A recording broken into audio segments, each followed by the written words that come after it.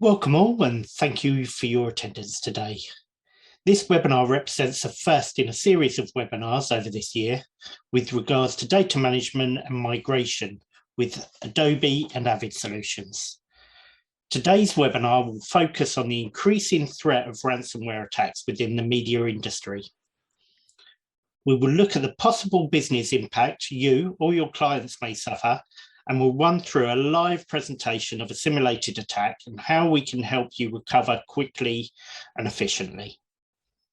First of all, a couple of housekeeping items. We've put all of the attendees on mute.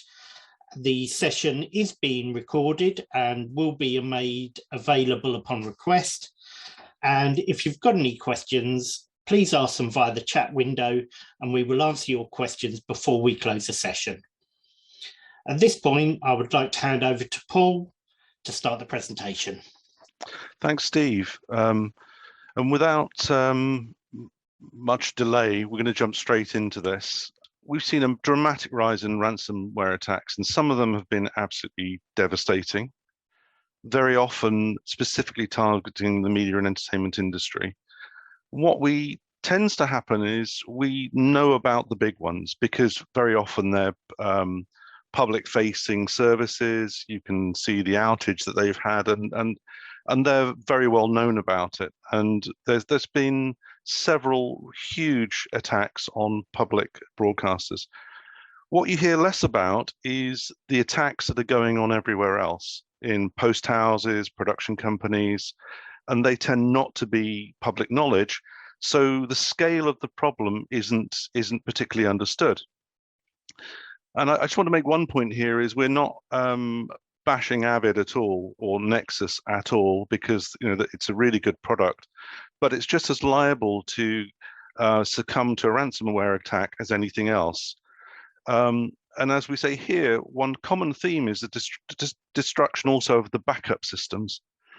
And so the loss can be total. So as example, a customer that we've worked with over the last 6 months lost 7 Nexus systems and the backup, totaling 1.4 petabytes of data.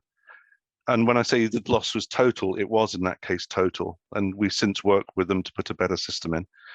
The cost of the outage is huge.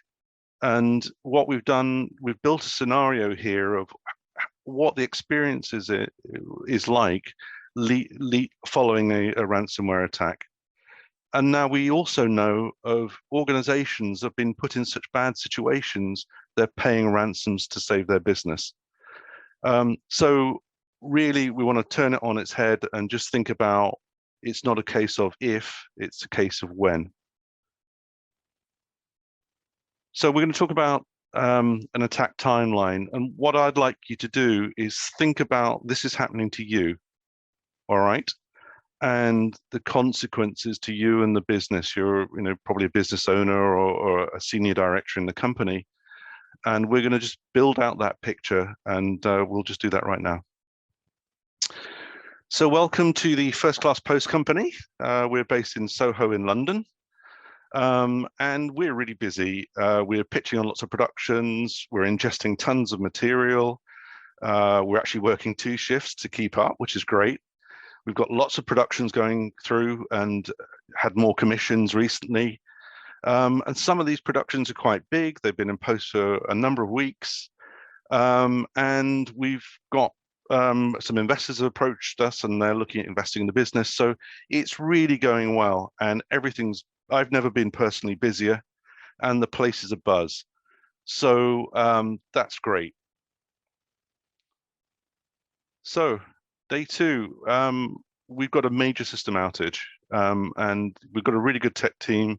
They're trying to understand what's happened. We can't get into the Nexus, and we can't get into its backup. We can't log into the systems on premises, and we can't make today's deliveries. And we had 2 major projects that we wanted delivery, and we've already got the client on the phone. And of course, we don't want people to know that this is happening, because we don't want business that's in the pipeline walking to another facility. We find out actually it's a ransomware attack, and we've been asked to pay $1 million dollars in Bitcoin. All our Nexus workspaces are encrypted. Also, our database is encrypted, so single sign-on doesn't work, and it's causing all sorts of problems throughout the business. And yesterday, we asked freelancers not to come in because we couldn't do anything. And now the rumors of what's going on have gone through the freelance community, and it's reaching other facilities. I've reached out to our insurance company to see what our situation, how we're covered there. And I've also called an emergency board meeting to discuss the situation with the other directors. And terrible news today, the backup software was also encrypted. The backup was also encrypted. So we have no way of recovering all the work in progress which was on the Nexus. And that puts us in a terrible situation. We're going to default on deliveries. We've got contracts which we can't deliver against, and we've now also got a cash flow problem. We've got payroll, we've got vendors to pay, all sorts of stuff. I've approached the bank manager about a potential loan to make the ransomware payment, but they're not happy because if we pay it, there's no guarantee that the systems will be recovered. The insurance policy, which was quite a shock, it excludes ransomware. And it only covers on-prem systems, and the recovery of the systems, not the content. So we're in quite deep trouble at the moment. And now I've got the really difficult thing is I'm going to have to call our clients and say the production is now months behind schedule, even if we could start again today. So really, really painful, difficult situation. What would you do? Would you pay the ransom? And we've got a little poll coming up. Or would you not pay the ransom? So if you could just click on the poll, that would be great. And then I think the common theme here is you'd much rather have a way out. And what we do with Marquis is give you a way out. So Simon, let's click on to the next slide. So what did we learn from this short experience is our IT systems didn't protect us. It doesn't matter whether you're a huge company or a small company, they didn't protect us. And largely it's because when people have put in business resilience or backups, they're intended to cover a network failure, disk failure, memory failure, power supply failure, not in active encryption. So very often the primary system and the backup system get encrypted. Our insurance doesn't cover us. So although we've got fantastic insurance cover, the policy doesn't cover us. Our cash flow's been immediately damaged. And of everything that we're doing in the business, the most business critical assets was the work in progress on the Avid Nexus. And it's sort of the sausage in the sausage factory. That's the content that we're producing that our clients pay for. Had there been a better way to protect work in progress, we could have recovered the productions and we wouldn't have suffered the same level of damage. It's clear now, with no mechanism to recover, we can't resume key productions. We've got months of work to recover the situations. We weren't ready for this, and we should have acted earlier to plan and mitigate the risks. Now, what I'll say now is the client that we spoke about that lost 7 Nexus systems went out to market, and they ultimately selected our software. And part of the reason for that was how our system is designed, and which is different to everything else that's in the market. So the first thing is we do run analytics, and we scan the Nexus system so we understand the relationship between all the projects, the workspaces, and the bins, and the content that's on there. We use that knowledge to make a very, very safe approach to the backup. For example, we know what a good file looks like, and we will not write an encrypted media file to the backup. It just can't happen because of the way the system works. So we always know that that's recoverable. The other thing is, if you think of the worst case scenario, is the facility is totally devastated. There is nothing that hasn't been damaged or disrupted by the encryption. So what you want is a no prior knowledge recovery from the backup. So for example, I'm going to work from home, or I'll go into another facility and I'll spin up some media composers there and start the production.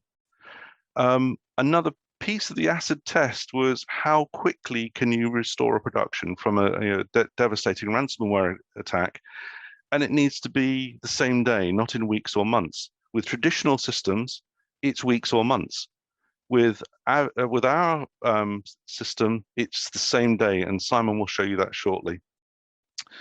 We have recovery tools which will enable you to be able to recover workspaces or projects to safe locations, and Simon will show you those shortly. We're not beholden to any storage technology, and clients can blend strategies between on-prem and in cloud storage, and that helps with a recovery strategy as well. And the main thing is we want to mitigate against uninsurable loss and the survival of the business. And what Simon's going to show you now is how we do that. Thanks, Simon. Thanks, Paul, and hello, everyone. So I'll just go through some of the details of the workspace backup, but I'll start with just mentioning again some of the areas we will compare and how we'll contrast with the conventional solutions. So your traditional backups will not be taking any kind of analysis of the source Nexus system, and they won't understand how the Avid media and how the projects work and how they work together. And as a result, we'll blindly back up the data, even potentially if it's encrypted by ransomware. So there's always a great risk of ruining a perfectly good backup in that scenario. And at the point of restoration, it's going to monolithically restore the data, potentially even if it's been encrypted by the ransomware in that backup. So the entire system will have to be recovered, and that could take anything from weeks and months. And there's no way of accessing that backup at an individual level, to project or bin level. So there's no flexibility in the restoration system, even by type or by location of where you can bring things back to. So wouldn't it be better if we can work out a better way of handling the Avid backups? In this case, bake this on a tool that understands the Avid and can intelligently process what needs to be backed up. So we can protect media from ransomware by design and do not reback up any potentially corrupted media files, and also intelligently manage the contents of the backup and make sure that that is handled cleanly and precisely, and then give you some fast and flexible restoration options. And we do that with Workspace Backup, and it's the only tool for backups that is specifically designed to work for Avid systems. And our Workspace Backup does this by going through and analyzing the source nexus and understanding that relationship between media files and project files, and then backs up all of the files from the source. Now we'll only ever back up the original media file in the and put that into that backup, and we'll never copy an encrypted media file and put it back into that backup and replace the good file that's in there. We will not do that. And we'll also include a version controlled backup of the project files to give you timestamp based versions of the projects over time. And then we can back this up to choice of locations or devices. And if you go to something like an S3 object storage, then there's the option there to support now the object locking functions within S3 to give you an extra level of control and protection. And in that case, we can set retention periods per asset as we're writing them into the backup. And then we can run regular tidy operations on that backup we've created. So we can remove assets that were deleted from the source system after a configured retention period, or after the retention period configured for the object locking has expired. And then we'll make sure there's flexible job configurations and the policy management for those retentions. So you're not set with a single setting for your entire system. You can break it up into different job configurations and different tidy configurations depending on what you need. And then when we want To bring things back, we offer 2 independent recovery tools. So we have the Workspace Restore, which allows you to restore files at a workspace level. This will bring everything back and it will restore to the original workspace, or will remap to a new workspace or a different workspace. And it's an intelligent restore. If the destination is empty, then obviously we'll restore the whole workspace. If there's still content on it, perhaps if you only lost a few files, then we'll only restore the missing files. And then we also have the Project Restore application, which will allow you to choose a version of a project file or just a selection of bins within the project and bring that back. And in this case, we can restore to any location. So you can bring it back to your original system. You just want to come back to the existing system, or we can actually restore this to a completely different system and give you a version of the project that's running on a clean, protected new system to get you up and running again quickly in the event of a failure. And both of these tools can be used on your system at the same time. So you can be rebuilding your workspace while you're also bringing your project down and getting it working again. So I'll give you a few demos on how to recover from a backup. And in this case, this is coming from an S3 object storage. And I'll go through 3 areas. So I'll go a quick look through the configuration of the workspace backup job and how we manage the backup. Then I'll go through the 2 direct recovery strategies that we'll show. Firstly, we'll bring content back to media compose within a full interplay system. So we'll actually simulate a failure on the Nexus and recover lost files back to an interplay managed Nexus from the S3 backup using our Project Restore application and show how easy to get things back online again. And then I'll go through a direct recovery to a completely separate media composer. So we'll restore the project from the S3 backup to a standalone media composer running on local storage. But first, we'll go with the configuration. Now, the application is very simple to configure and set up. First off, we just need to tell ourselves where we're going to put the content. In this case, I have an S3 object storage configured, and that's standard S3 configuration details, and we can detail the bucket that we're going to be working with. Obviously, multiples can be set up, so you can have a choice of destinations. And then we'll configure the project locations. So this is where the project files will be saved in your system. And this allows us to do the cross-check when we're doing the backup, to look for the media files and look to see what's used where and see which projects are using the media files. And then we'll put those projects into the backup as well and create that version controlled project level backup. And to actually schedule the job itself, we just add a workspace backup job. We'll see the list of workspaces we have mounted on the local computer where the service is running, and we can choose which workspaces to include in the job. I could include them all, or I can just include a selection depending on how I want to configure my system. In this case, we'll just have one workspace. And then we'll choose where to put the backup. In this case, I've got my object storage configured, so we'll choose that. If I had multiple configured, we'd see them all. And I'll also add some exclusions. So these are certain things that we can choose to leave out of that backup job. So in this case, I'll make sure that we don't copy any executable files into the backup. And obviously we can do that for file patterns or for locations and just give you some extra level of control on what's going to be put into the backup. And then we'll go through and work out how often we want this job to go. So in this case, let's have it go every day. So we're in every day of the week, and we'll set it in the evenings after people have gone home. So let's go for 10 o'clock at night.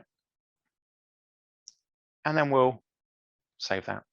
So that job is now set, and we'll run every day at 10 o'clock. I could always run it immediately and run it manually as well. We have that option. That's now going to go. So that will create the backup. The other action we'll do is then tidy the backup. This allows us to go in, choose the backup that we're working with. In this case, I've just got the one configured at the moment. And this is where we'll reset the retention period. So if I set a retention period of 14 days, this means when we run this job, we'll go and see if any files have been deleted from the source. And if they have, we'll remove them from the backup after 14 days. If we're working with the object locking in S3, then this will also update retention periods for any objects we find that are still present. And then we'll set when we want this to go. And in this case, we'll just have it go once a week just to run the tidy. So I'll get it to go at a weekend. This time we'll have it go first thing in the morning. So that's given us the tools to both set our backup and to manage that backup. And it really is that simple. My system for that workspace is now protected. So the next action I'll show you is how to get things back. And the first one we'll do is the process to recover files from our backup to a Nexus. So in this case, we'll show the deletion of files from the Nexus essence. And we'll do this underneath the active Media Composer project. And then we'll use our Project Restore application to recover just the missing files from the latest backed up version. The Nexus workspace and the projects using the media have been regularly backed up to the object storage. So the workspace is in the backup, and I have multiple project versions available. So here we have a very simple project running in Media Composer. So we have some media files in a sequence. The files are all held on our Nexus workspace, and as you can see, the files are all online and they're all playable. So now I'll simulate a failure by going to a folder on the workspace that's holding X files, and I'll manually delete them. So here's my folder, here's some SS files, and we'll delete them. And as soon as I switch back to Media Composer now, we'll see that all those files have gone offline. So the Media Composer cannot find the files because they're not there anymore. In most cases, recovering from this would require a lot of work. You'd have to find out which essence atoms have gone by going through the project.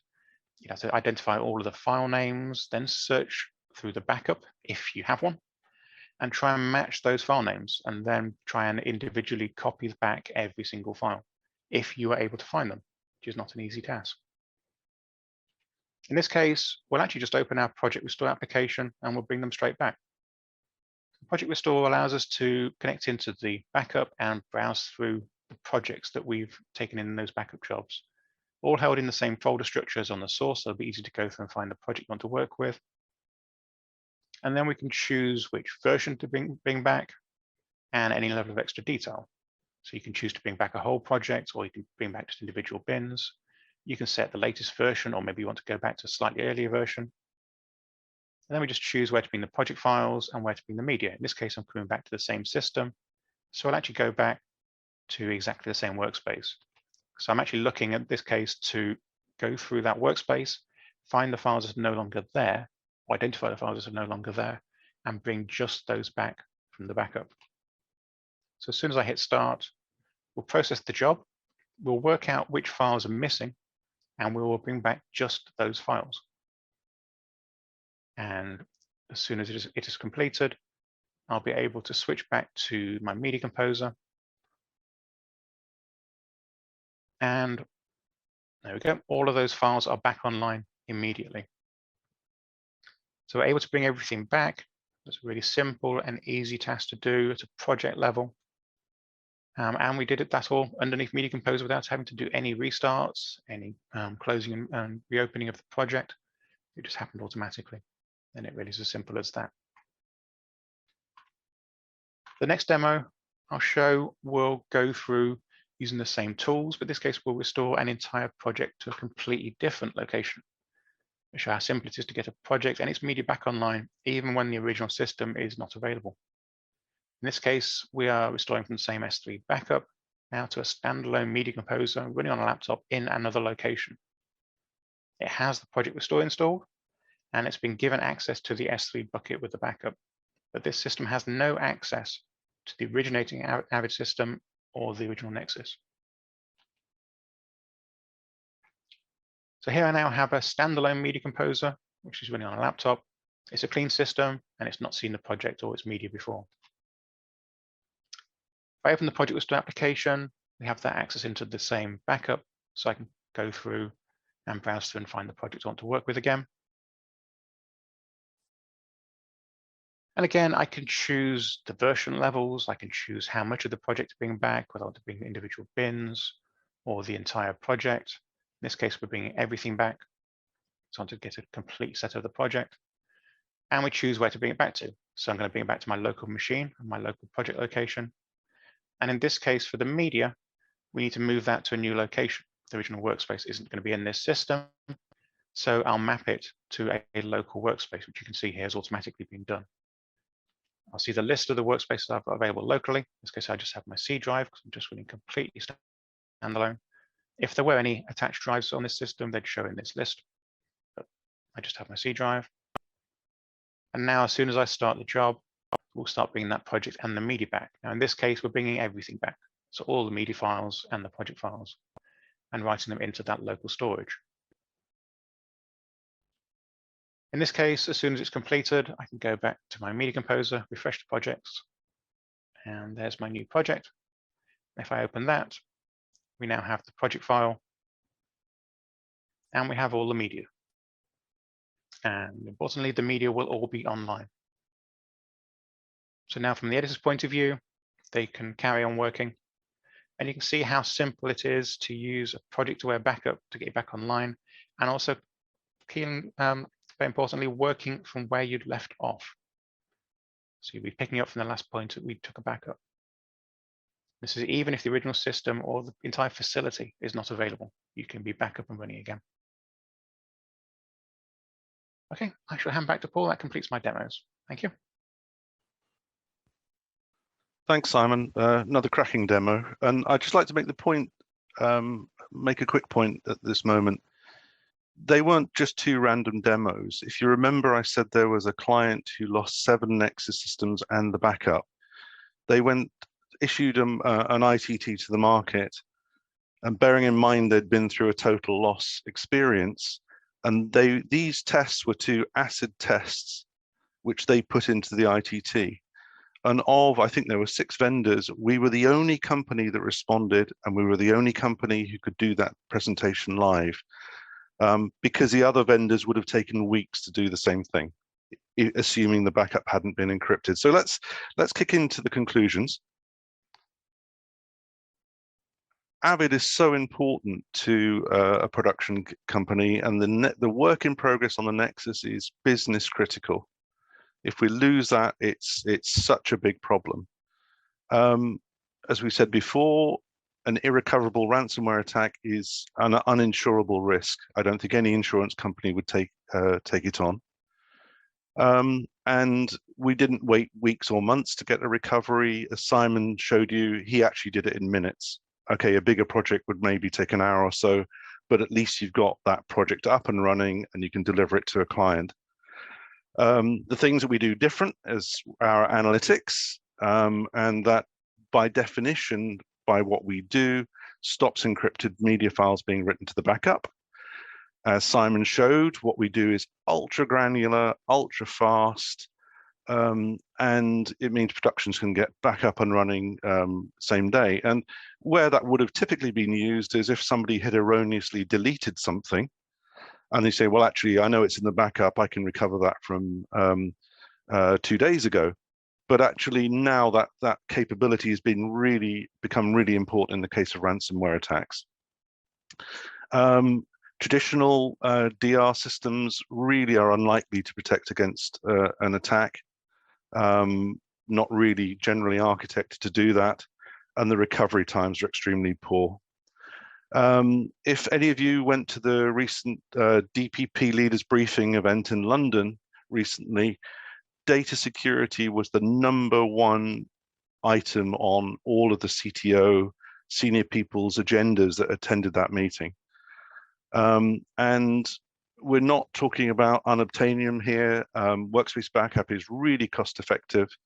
It scales up and it also scales down. So even a small post facility can benefit from it at a really reasonable cost. And what we'd say is, we see people all the time who are on the wrong end of a ransomware attack, and would really rather be on the right end and help you protect your work in progress now. And so, Simon, I think if we go to the next slide, here's some customers. This is just a subset of customers who use Workspace Backup in different parts of their business. So you can see big studios, big broadcasters, post houses, banks, different companies who are really originally bought the software to protect against fire and floods and other disasters, but really workspace backups come into its own in the context of ransomware attacks. So with that, I'd like to hand back to Steve. Thank you, Paul. Thank you, Simon. And just to let you know the results from the poll, 25% of you said you would pay the ransom and 75% said you wouldn't. So I would imagine the 75% is hoping for some kind of backup plan or workflow to come into force. So we've also had some questions come in, so we'll answer those now. These I don't think we answered during the presentation, and if your question isn't answered in this session, we'll get back to you directly with an answer. Simon, one of the questions that's come in says, do you only protect Avid files? No, the workspace backup will take everything that we see within the backup. So when we're looking at a workspace, we will take a copy of absolutely everything we find in the workspace. So you'll be protected for any content that you put into that workspace. It will all go through into the backup. The key part from the Avid part is that intelligence of the relationship between the media files and the project files. And that's where we can get in and be project aware, give you the extra power at the point of restore. But yes, anything that's on the source will be backed up. Great, thank you. Paul, another question here is workspace backup only for ransomware protection? The product's been in the market for several years, and really it's been about protecting against the typical sort of disasters. So fire, flood. We've had clients that have had black mold in their air conditioning, and they had to evacuate the whole facility within minutes. And all sorts of other, other run-of-the-mill disasters. So it's been out there. It's very well proven. It happens to be really excellent at protecting against ransomware. So and that's because of the analytics. So it protects against everything. So it's very usable. Great stuff. We have another one here. Our customer has workflow where he has projects on a different workspace in the media. Can they use Marquis in this case? Yes, they can. Yeah, that's fine. The configuration allows you to choose where the project location is, so the projects don't have to be on the same workspace as the media. That's completely fine. Brilliant, thank you. And another one, can we evaluate workspace backup in our facility? I can answer that one. Yes. That's no problems at all. Just get in touch with us and we can sort all of that out for you. In fact, we've got a number of customers who have installed the evaluation, decided they like the added protection so much that it offers, and then we've converted their license to a permanent one. So yep, absolutely. Just get in touch with us and we can organize that for you or your clients. I think that's all we have time for now. So I would like to thank everyone for their attendance today. Also, thank you, Paul and Simon, for their participation as well. And of course, the recording will be made available. Just get in touch with us using the details, the email details that you've already been sent, and we'll ensure that gets out to you. Thank you very much again for your attendance, and also I hope you look forward to the next webinar. Thank you very much.